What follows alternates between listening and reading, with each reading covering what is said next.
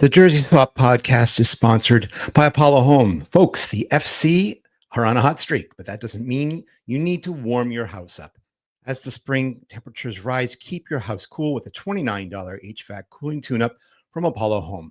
Also, just for CST listeners, Apollo Home is offering a $1,101 off of a new AC unit. That's right, $1,101 off. That's a heck of a coupon, guys. No other podcast is giving that offer to you at that large a discount on anything. That's CST's gift just to you. Give Apollo Home a call, send them a text, or schedule online at apollohome.com. The podcast is also sponsored by Beyond Exercise. Now, remember, Beyond Exercise is a local physical therapy and fitness business that helps people stay active and injury-free in the Queen City.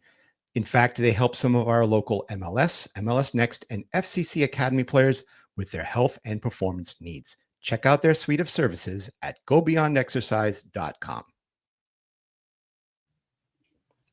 Hey guys, welcome back to the Jersey Swap. We're here every week to talk about our upcoming matches. And this week we're going for a clean sweep in April. I hope we can go for four. A few weeks ago, we might have considered this a cupcake, but if you saw how they played last week during their 5-3 win in San Jose last weekend, perhaps we shouldn't be misjudging Sporting Kansas City. SKC, they sacked their longtime head coach, Peter Vermes. New manager Bounce seems to be working at least on paper, maybe a little bit further off of it. 2 wins in 3 weeks. They're out of the cellar. So we decided to bring in the guys from no other pod to see if things are really getting hot again in the cauldron. Jimmy Mack, Daniel Kooser, welcome back to the podcast. Thanks for having us, man. We're happy to be here. Yeah, this time all visual so people can see your beautiful faces. Hey, they're welcome. How are things going with the pod lately? It's good. Yeah, I think, we're happy that Sporting's starting to win some games again, because you can only do a podcast so many times in a row about a loss where you feel like you're saying the same things over and over and over. So, things get a little interesting when you fire your coach after 16 years. So it gets fun. Look, it's tough, man. When we doing these lost podcasts over and over and we get a win, it's like, oh man, this is fun again. What do you do with your hands? I don't know how to celebrate these things. All kind of weird. I mean, that was us for 3 years. So, hopefully we can welcome you guys back up here. Yeah. I pulled out the hoops tonight so we can all celebrate, especially with I really like every time they come out with the hoops kits for SKC. They always look very crisp.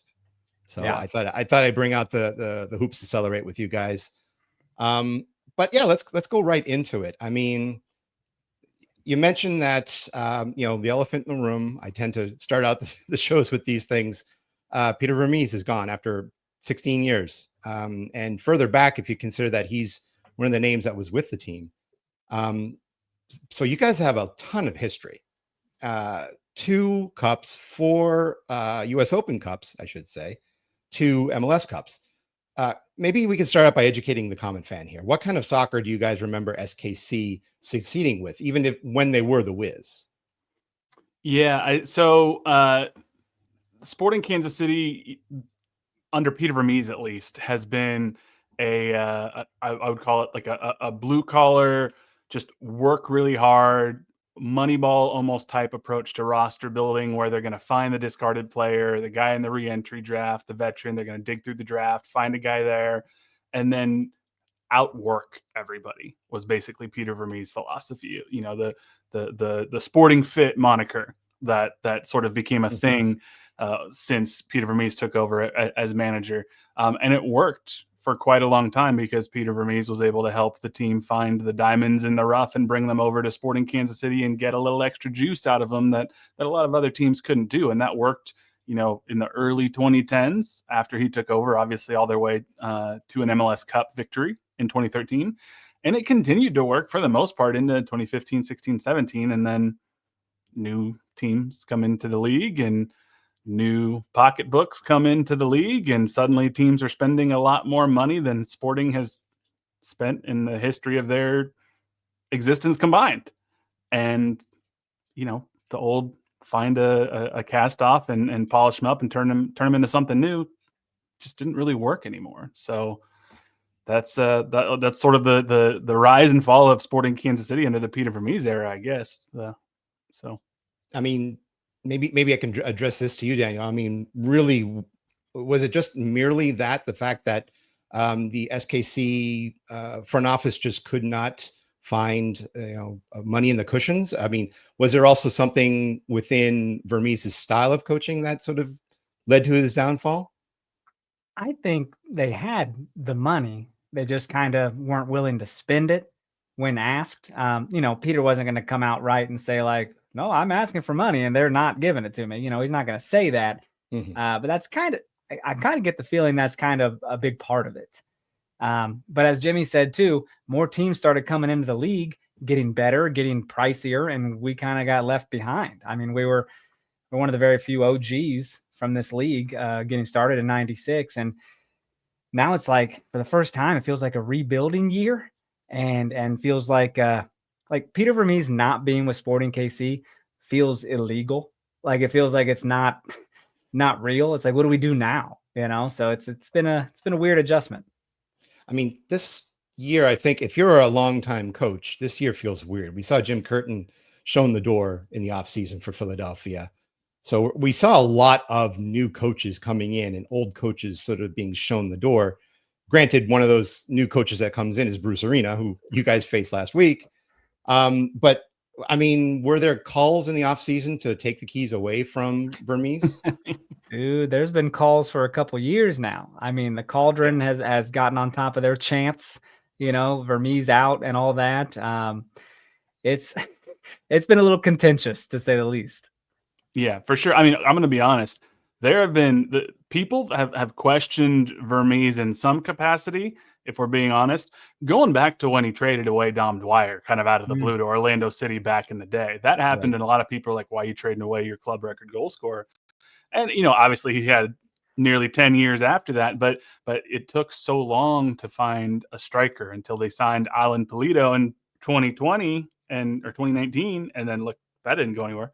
So Dan's right. I mean, there's been the easier question might be, when hasn't there been calls for Sporting or for Peter Vermes' job over the last handful of years? Cause I mean, this is really dating back to 2020, 2021, around then.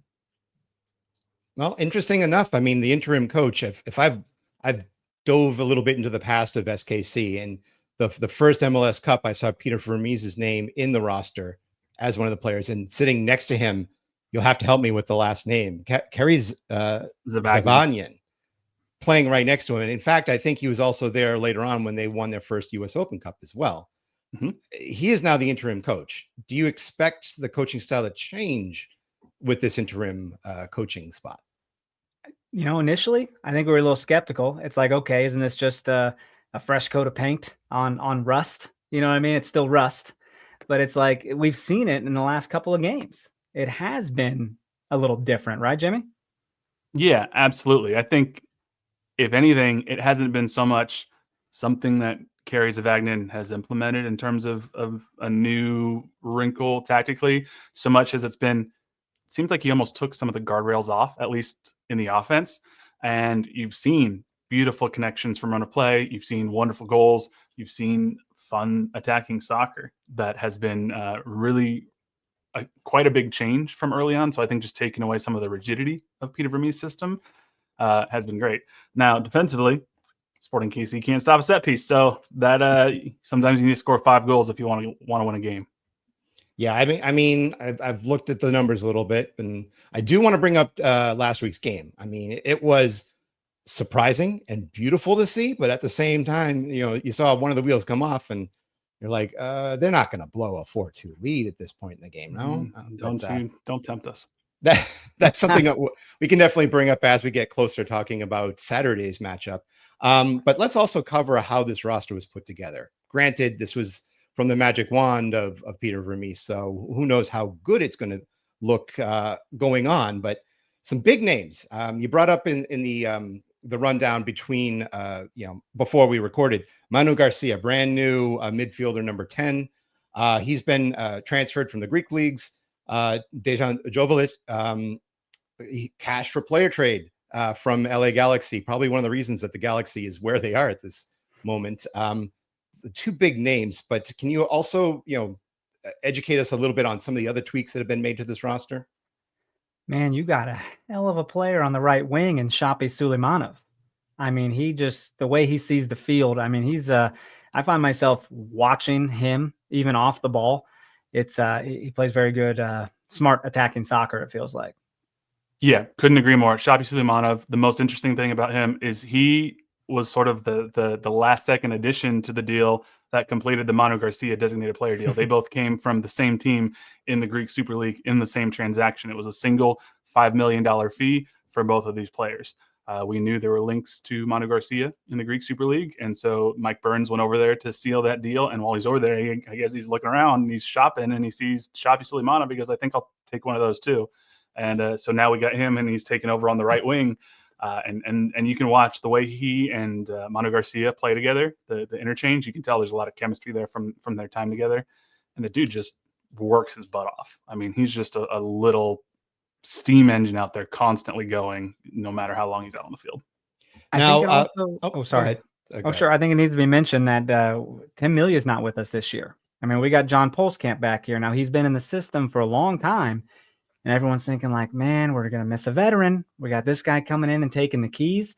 And it's been a little iffy at first. And he's really starting to grow into the role a little bit.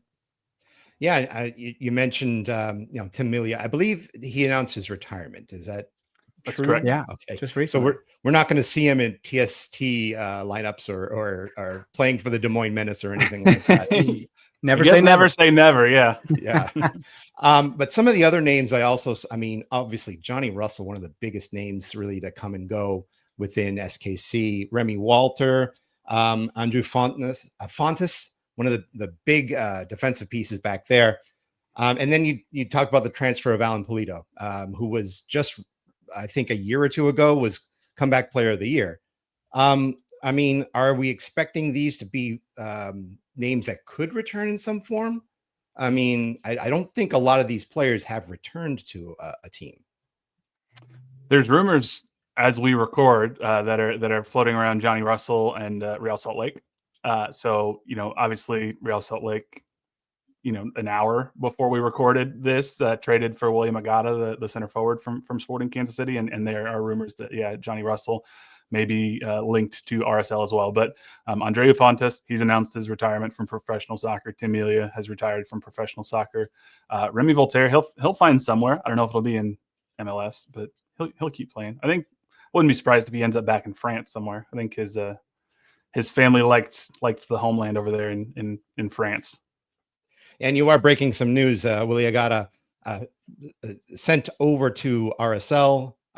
Deadline sort of play here, but also you're bringing in a brand new player, Santi Munoz, who was playing for Santos Laguna, a team that we had played, I believe, in the Leagues Cup last year and are currently at near the bottom of La Liga. Can you give us some information on him joining the team?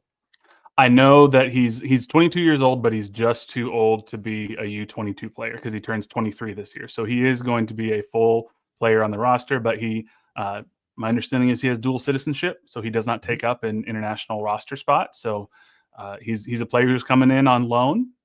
He's a young player, and there's an option to buy at the end of the season. He scored 6 goals professionally, I think. So there's a lot of jokes going around right now where Sporting KC signed a Mexican striker who had trouble scoring in Liga MX, and it worked out so well the first time with Alan Polito. Why not try to do it again?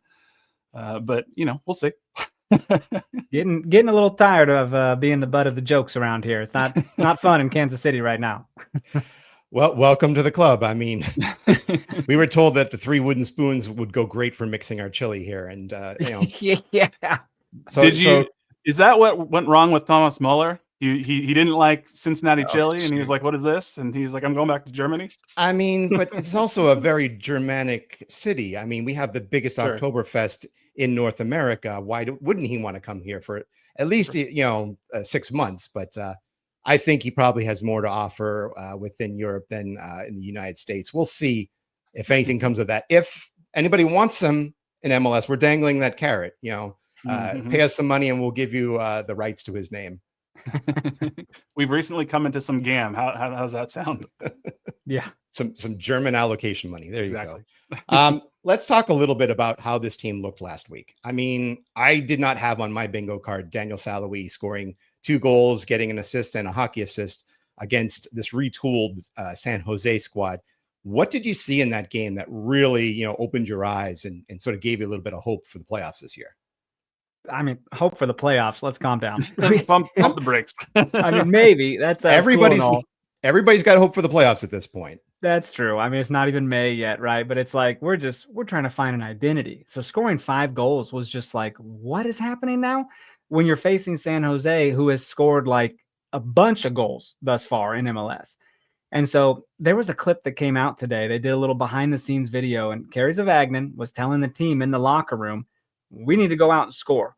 We need to score multiple goals this year. Why not start tonight? And they go out and score 3 goals in 24 minutes. Like, I don't know, is Kerry getting on his Coach Carter train here and like really motivating the guys, or are they just learning to play together? Daniel was on another level, and that says a lot because he's struggled the last couple of years. Yeah, absolutely. I mean, it was the first time to talk about unexpected. Sporting hadn't scored 5 goals in a game since March 30th, 2019, when they defeated the Montreal Impact, who have undergone a name change and had like 4 different logos since then. And how many coaches? and God knows how many coaches. History repeats itself. But it was unexpected. Now, Daniel Saloui, he had the mustache that he grew this off season. Our own Daniel Kooser is sort of modeling himself after Daniel Saloui, it would appear. Yeah. So he had a new little swagger this year, and then he worked his way back into the lineup, was immediately given the captain's armband, and quite frankly, he's been very solid since he retook a starting spot and the captain's armband. So the man's on a little bit of a roll right now.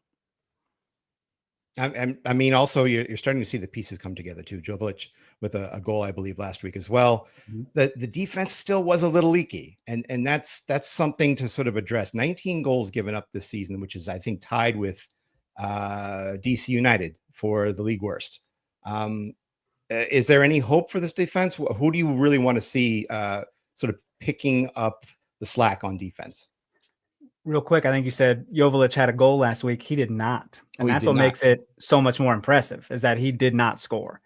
But our defense, I mean, it's leaving a little something to be desired. I mean, center backs are getting hurt. A lot. Right backs are getting rotated out. You're not going to get any cohesion, no chemistry, if you're not getting that back 4 to play together on a consistent basis, especially the center backs. And we're going to have a center back issue again this game because Joaquin Fernandez, who's been starting, he went out with a hamstring injury last week. Danny Rosero hasn't been fully healthy. He would be a starter, but he hasn't been available for a while. So we're starting Jansen Miller, a rookie at center back, who's already a fan favorite because he taunted St. Louis right in front of their own crowd when we were winning and almost caused a fight on the field. So he's from St. Louis. And he's from St. Louis. So it was, it was perfect. But he'll be starting at center back. And while he shows flashes of brilliance, he also then shows why he's a rookie who's played, minimal professional soccer. And then it'll probably be, speaking of Germans, Robert Volleder, who might step in and start at center back next to Jansen Miller. And he has barely got minutes this year. I mean, it's center back might be a problem, which is great because we're also a team that can't stop set pieces. So it's awesome when you don't have quality center backs in there to help clear the box on a set piece either. Yeah, it's fine. Well, that's an interesting to bring up. I mean, I think in the past we've had some shots of brilliance when it comes to set pieces. I think we're still waiting for Luca Orshano to get off the schneid, but with Evander there, now you've got someone who can strike from that distance. We'll see if that comes into play, especially this week now that he's back to apparently full health. Any other sort of injury things to address? I think I'm looking at maybe Jake Davis.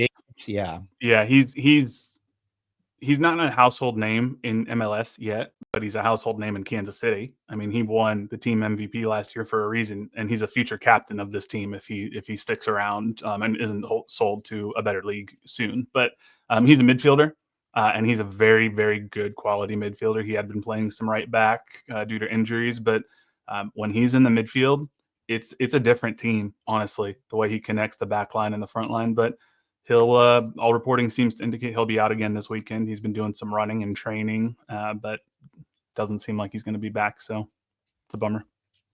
Well, then let's see how we can piece this together. I mean, let's look to see what type of team we can expect out there on Saturday. Early game, by the way, 2:30. Surprising for us. We haven't had one this early since I think we had a game against Montreal at like 2 p.m. at one point. So it'll be nice to enjoy the sunshine when we have it.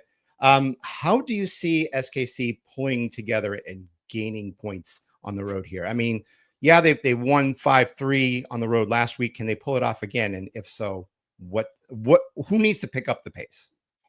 Well, I mean, we know soccer's a game about consistency and getting in that flow, right? And I would be scared to face any team that just scored 5 goals on the road, and especially against the San Jose team. I think you'll find that the defense is going to have to really step it up, though. But I mean, I think Cincinnati's thinking like, holy crap, Daniel Shallowy had like 4 goal contributions out of their 5. Like, mark that man, take care of that man, and he's going to be the one to watch with the hot foot. Yeah, absolutely. If there's one kind of sort of silver lining for Sporting Kansas City, it's that the defense, for as leaky as it's been in terms of scoreline, it's actually given up more limited opportunities through the run of play. Yes, it was 5-3 last week. One of the San Jose goals was a penalty kick, and a second was from a set piece. So don't put yourself in set piece situations. Don't give up penalties, and you have a better, not a good, but a better defense. So that's the key for Sporting Kansas City. If they're going to get points, they got to play smart. Don't foul. Don't give up the ball, in your own third, and don't give dangerous set pieces away. If you can do that, then yeah, if you can go on the road one week and score 5 goals, you got a chance against basically any team. Yeah, I think the last time you guys came into town was the Leagues Cup. And I think it was like a last second goal for you guys to tie it up, and then went to PKs after that. Mm-hmm. Yeah. And I think a lot of people on our side was looking at that like it was the cupcake game, to be honest. We saw the other opponent, the Mexican opponent, and we were like, we got it against SKC, but they gave a fight. Granted, it's not the same team now, 2 years later, but I still think that if FCC is too lenient with some of their exchanges in the defense, they're going to get bit. Yeah, the team's scrappy. I mean, it's like I said, Shapi Suleimanov, he's a little Tasmanian devil out there. So you get him going, he'll get a little feisty, and you might see something. Okay, so let's open it up then. The Growler Cup is still going on here at CST, where all of our Patreon members can predict the outcome for this game. So let's give you guys, we're going to give you free tokens here. You can, put them down on whatever, the red, the black spaces. How do you see this game turning out?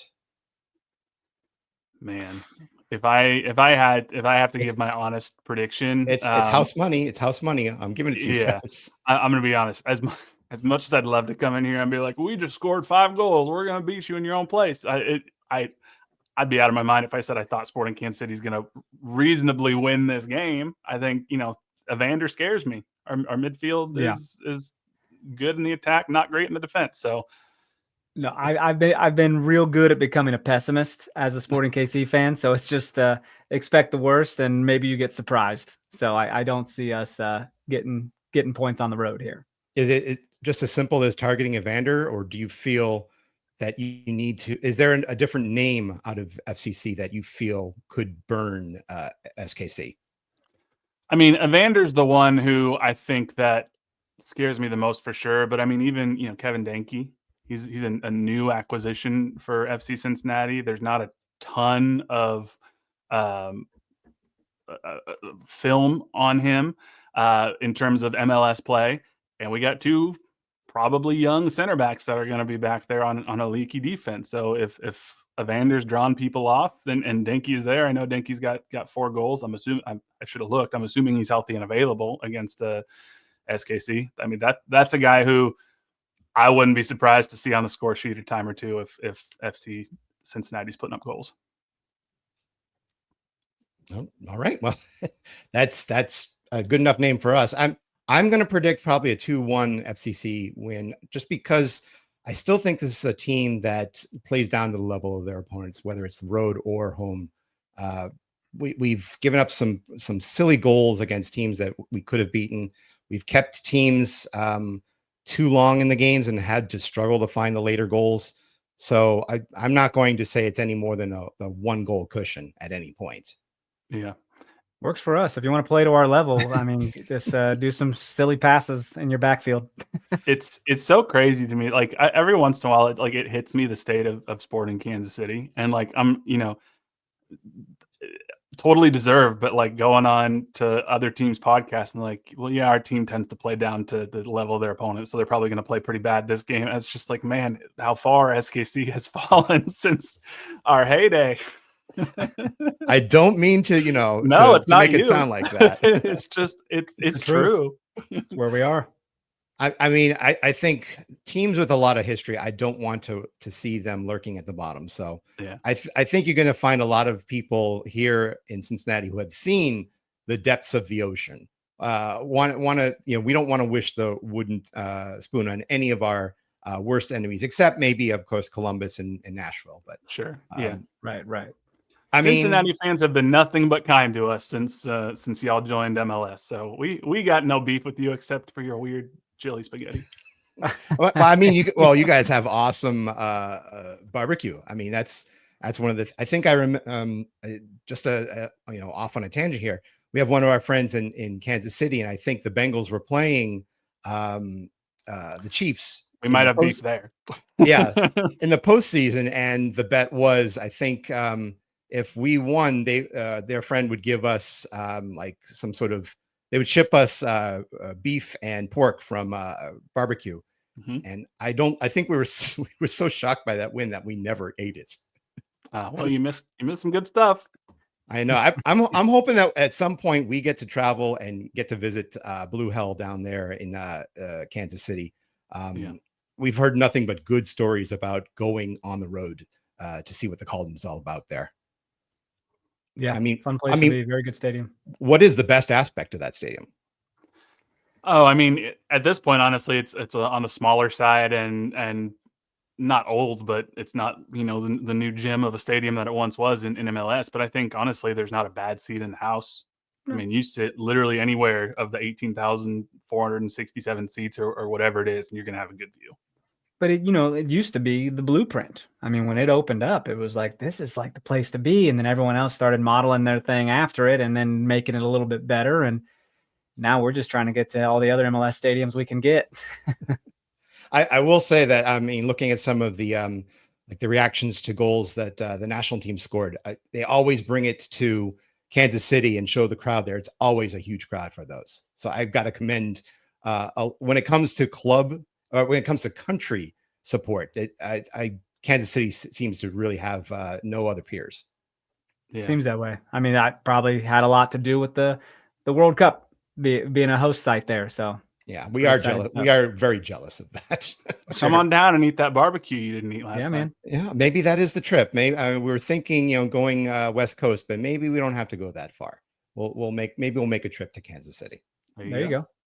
All right. Well, guys, I mean, we love having you guys on. We love having duos coming on and sharing the spotlight. So it's a nice 3-person talk and all that. Where can we find you guys on social media these days? Oh, yeah. You can find us all over social media at No Other Pod, at Dan Kooser, at JCMack03. You can check us out wherever you get your podcast. Just search KCSN Soccer. We're part of the Kansas City Sports Network. And we got a YouTube channel over there too. So check us out, KCSN Soccer on YouTube. And if you want to see more of our faces, head on over there. You never know what you get. You might get a little WWE WrestleMania talk. We did that this week too. So it's a fun time.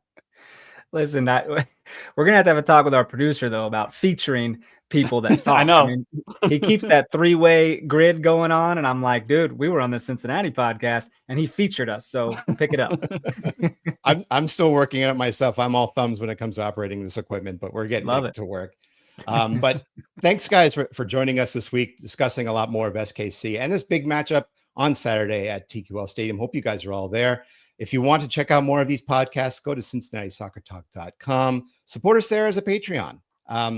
Also, we're on YouTube. We're on Cincy Soccer Talk on all your favorite social media outlets. And go to your favorite podcasting platforms. You'll hear us there as well when you search for our name. Guys, I say this to all of my friends, all of my guests. Keep your kit clean. And thank you for joining us this week.